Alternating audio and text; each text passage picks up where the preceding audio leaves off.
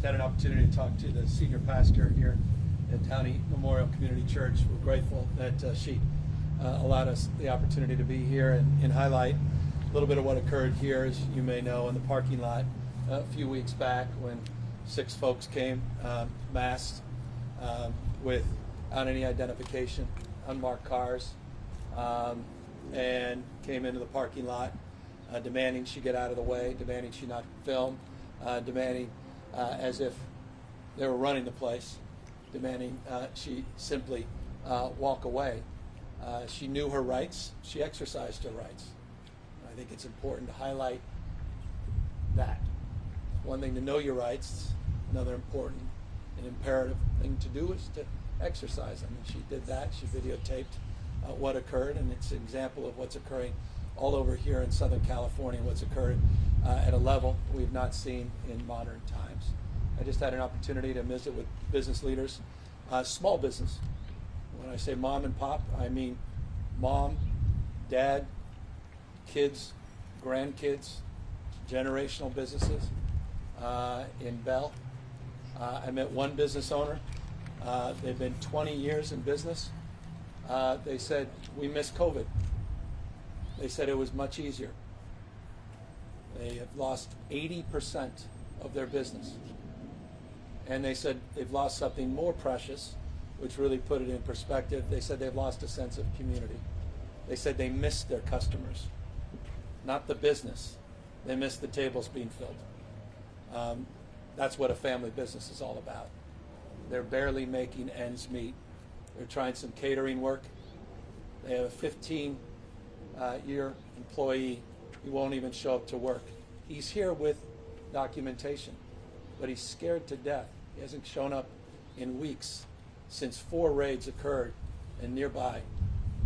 He won't even show up because he's scared to death of being pulled over for simple reason because of the way he looks, because he's being racially profiled. I met a mother and her beautiful daughter. Daughter's going to Bible school. She just got off. She was walking in an ice cream store. And her mom came to me. She says, I'm here legally, but I'm carrying my passport if you need any proof. I said, you don't need to impress me. She's here legally. She's carrying her passport. And her daughter is just coming back from Bible school. That's Trump's America. 2025. Downey in Bell, California. LA County. The most diverse, most populous county, and the most diverse and most populous state in the world's most diverse democracy, the United States of America, in 2025. It's a disgrace. The President of the United States decided to advance his rote cruelty by utilizing the brave men and women of the National Guard as pawns in an effort to theatrically show his strength. He federalized the National Guard. He deployed roughly 5,000 military, not overseas. In fact, his entire first term, the President of the United States did not even send the military boots on the ground overseas. His entire first term. First 6 months of his administration, he decides to send them to the United States of America, 5,000 military, 4,000 federalized with the National Guard, close to 1,000 U.S. Marines. He sent them to a United States city. The utilization rate of our National Guard, less than 5%. You spent hundreds of millions of dollars, wasted hundreds of millions of dollars on this. 5%. By the way, the folks that were taken and brought into armories waiting for a mission assignment are summer school teachers, our paramedics, our firefighters, our police officers themselves. Finally, because of the absurdity of this and the complete incapacity of the Pentagon to reconcile the fact they weren't doing a damn thing, they manipulated this 26% number. It's about 5%. They even realize the absurdity of this, and they're talking about a demobilization of roughly 2,000 of the 79th Infantry. That process will take a couple weeks. They'll go through medical reviews and exams. They'll be in the process of filling out their pay stubs, getting reimbursements for travel, trying to get their lives back on track. We still have thousands of National Guard. The 49th MPs, you know them well here in Southern California. Those are the 49th MPs that spend 45 days up to 60 days doing recovery and protecting the people of Los Angeles. They're still waiting for the Pentagon to get their act together to end this theater once and for all, this cruelty. It's about terrorizing communities. It's about appearing tough. I've said it and I'll repeat it.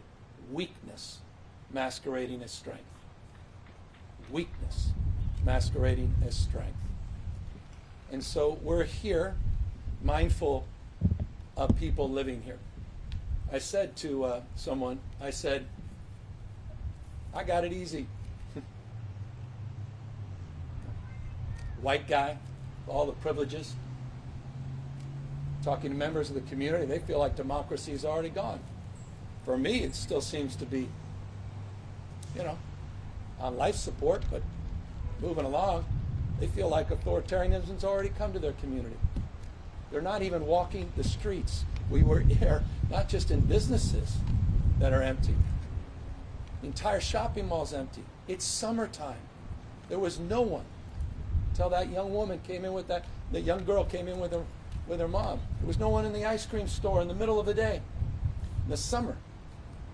One of the most beautiful communities, Bell, in California. Tourists. You said, what happened to the tourists? Not just from Mexico, not just from Canada, from Europe. They said the tourists aren't coming. Wrecking the economy, destroying families, destroying generational businesses. I spent the morning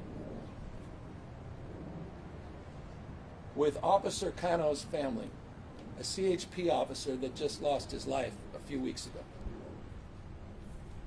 Half of the service was in Spanish.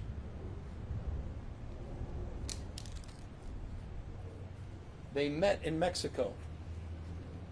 His wife, Melissa. The pride that his dad had in his son becoming first-generation law enforcement officer. That's America.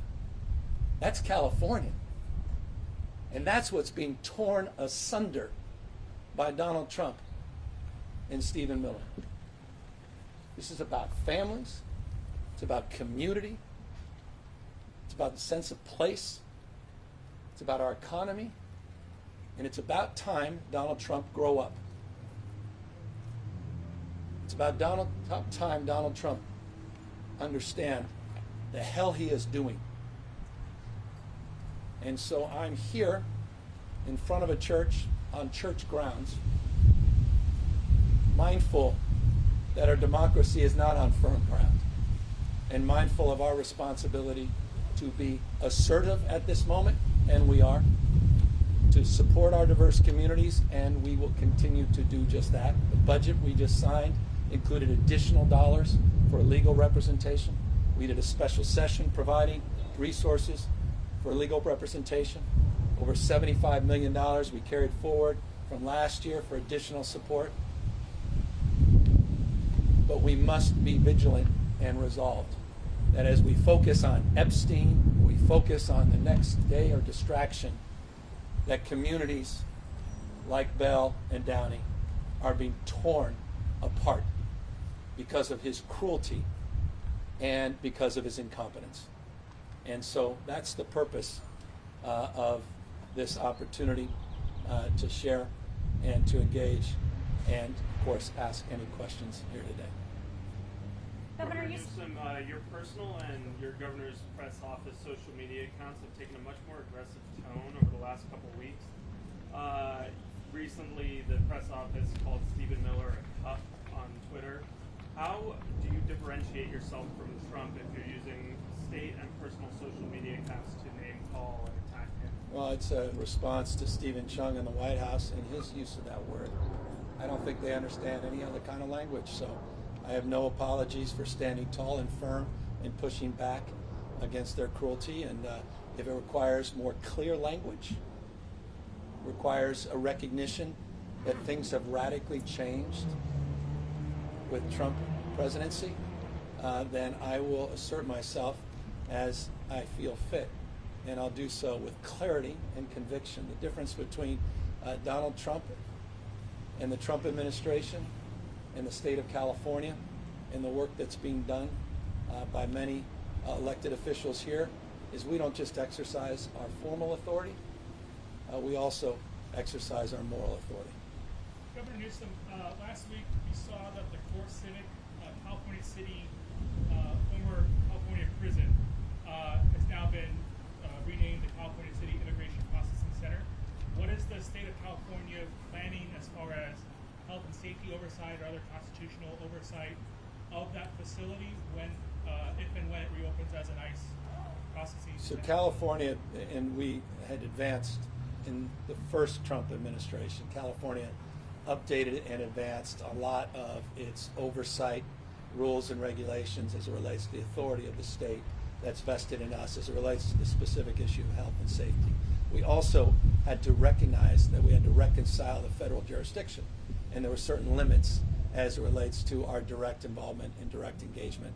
The good news is, having gone through a version of what we're experiencing here today, but not at the scale of the cruelty that we're experiencing, that we had updated a lot of those rules and regulations, including resourcing members of the Department of Justice, specifically the AG's office, to provide that kind of oversight.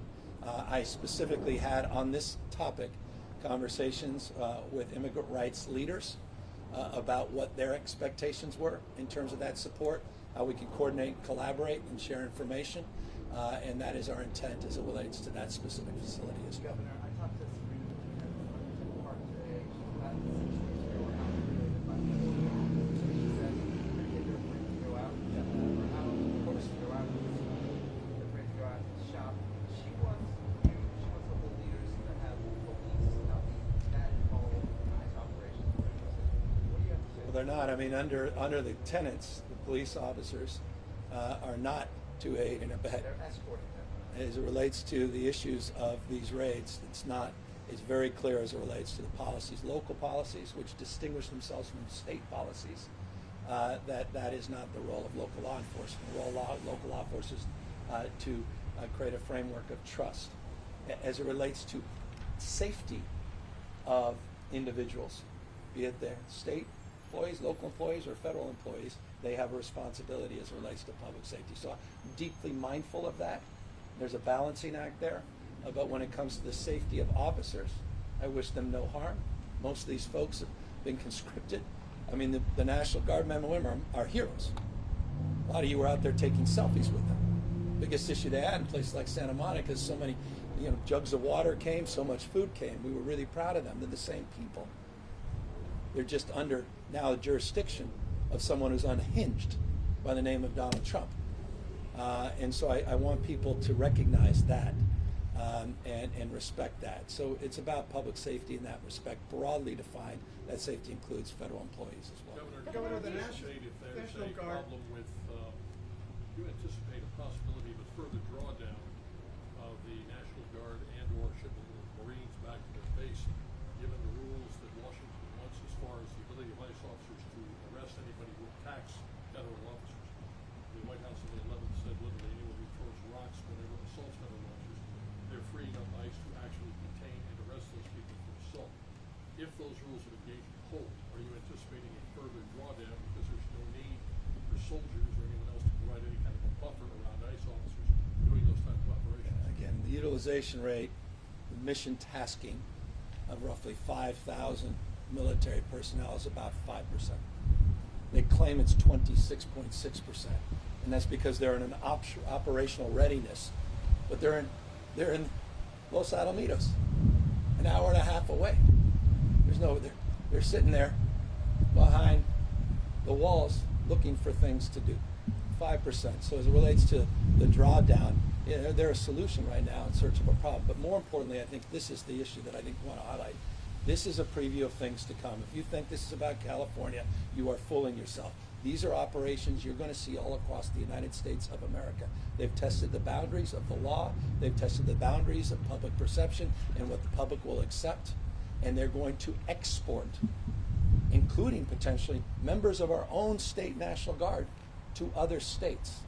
So when they draw down and demobilize, the question is, for what? To go where? Under whose command, whose control? And to me, that's a more interesting question, is what ultimately becomes of these members of our National Guard. But look, you recall, we had close to 1,600 officers at certain points at the peak of what was going on in a couple square blocks or a couple blocks in Los Angeles. CHP officers and LAPD were protecting the National Guard. To your question, not the other way around. That's how absurd this whole thing has become. You would think there'd be some congressional oversight, but those guys have disappeared. Speaker Johnson, in name only. We can get to that. Question is how long he'll be Speaker. They're, of course, trying to change the game on that. That's a separate conversation. Well, Governor, Will the about that. troops be used for fire protection now that they're going to be released? What's the plan here? Well, I want to get them back under my control so we can get them back doing the kind of work to control wildfires, to keep our communities safe, to address the issue of counter-narcotics, to address the issue of fentanyl. I want to remind you guys, I put 394 of your National Guard men and women years and years ago on the border. I've hardly been timid. I've deployed the National Guard in multiple locations, multiple times. Going back to George Floyd, one of the largest deployments in U.S. history. With thousands of them, the 49th Infantry, the MPs rather, that were out there on the streets after the fires. They need to get back doing the rattlesnake teams, which are basically teams that work in partnership with other state agencies and conservation corps and CAL FIRE to do the vegetation and forest management, hundreds of them. So they'll be reassigned when they come back under our control. About 190 were already redeployed. The rest will start coming back as they're demobilized. I want to get them back in our counter-narcotics efforts and our drug interdiction efforts and the task forces that have been firmly assigned, and to support Border Patrol as it relates to some of that effort, not just what's coming in north, but what's going down south with all the gun running and cash that are going through, including those tunnels that I had the opportunity to explore and witness firsthand with my National Guard, or your National Guard, just a matter of months ago. So that's part of it, but I also want them back teaching our kids. I want them back walking the beat with their masks off, building trust, sense of community. And I'll tell you, the most damaging thing about what's going on right now is other law enforcement agencies, these good folks, are being impacted because people are losing trust in local law enforcement now. They don't know who is who. This is, if you wrote this script, some Hollywood's going to say that doesn't seem past any steps. People running around with masks and sunglasses on, and they can run around. I mean, I was in a farmer's market, true story, 2 weeks ago. And all of a sudden I started feeling, I had my hat and sunglasses on, walked a few blocks so no one can see. But they saw a few cars that we drove up in, a white and black car. And you started to feel, as I'm walking around, no one said a word. I was casually buying week's food for the kids. And you felt something.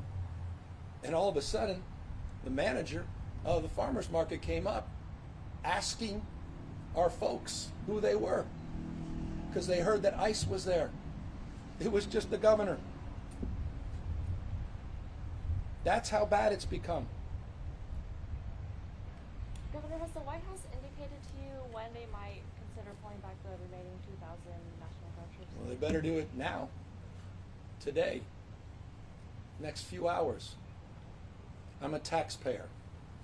I don't like to see my money wasted like this. There's no fiscal conservatives left. They proved that in the big, beautiful betrayal. But this is comedy. Donald Trump waxing on about the Fed chair today and cost overruns on a new building? How about the hundreds of millions of dollars he's burned just to try to sear in your mind that he's some tough guy because he didn't get enough hugs from his parents growing up? Governor, you alluded to this. Thank you, Governor. Alex Stadic, Front Page Index. Do you credit the Trump administration for assisting in restoring law and order in Los Angeles? Exact opposite. He incited more anxiety. He's incited more unrest. He's incited more uncertainty. He's exacerbated the conditions. Exactly the opposite. It's not even a close call. I revere the men and women in uniform, police officers from city jurisdictions, county jurisdictions, state jurisdictions. Universally, they say that. Not just the governor of California saying that. No, I don't credit him. I credit him for creating chaos. He's a chaos agent. He is not about calming people's nerves. He's not about public safety. This is the same president of the United States that incited almost a riot, in fact, did incite a riot, and tried to torch this democracy on January 6th. Police officers were hurt. He incited that riot. He promoted violence. He has no problem promoting violence, Donald Trump, as long as it services his aims and his ends. He did not promote peace. Quite the contrary. Governor, you alluded just now to. You said to play back there. Forgive me, because she's going. I know she's never going to ever talk to me again. He can go. So forgive You've me. already. No. This is. Yeah. Sorry. Thank you for your patience, Governor. You alluded earlier to Speaker Johnson maybe not being Speaker anymore in this conversation that's been going on about redistricting. Great minds. It sounds like you're looking for, if you potentially wanted to reopen this conversation about drawing maps, and it Which sounds I like don't. Goes to your question. Well, These guys. you're look, you open gotta, to reopening this conversation, I don't. It's not what I want to do. but you're. Let me explain it, because I'm going to validate where you're going. I was one of, at the time, I don't recall, this may be overstated, but I thought I was one of a handful of Democrats in elected office that supported independent redistricting when it first was promoted. I support independent redistricting. I think it should be done at a national level. At the same time, I also am mindful next year is the 250th anniversary of the founding of this great country. And I'm very fearful about what's going on in this country. When Donald Trump calls in to the Texas legislature along the lines of the phone calls he made saying, find me some votes in Georgia, and says, find me 5 more seats in Texas, they're playing by a different set of rules. They can't win by the traditional game, so they want to change the game. We can act taller than thou. We can sit on the sidelines, talk about the way the world should be. Or we can recognize the existential nature that is this moment. And so it took me a moment to reconcile my own feelings. Very proud of the work Governor Schwarzenegger and others did on that. It's a national model. Right now, there may not be a nation to model. I'm just And having. so my response to that, and I want to finish because it's the question you're asking, has been to explore what we can do about it. And that's exactly what I've tasked my team. And there are 2 alternatives if you're interested. You can call a special session and we can move forward. And we're exploring that.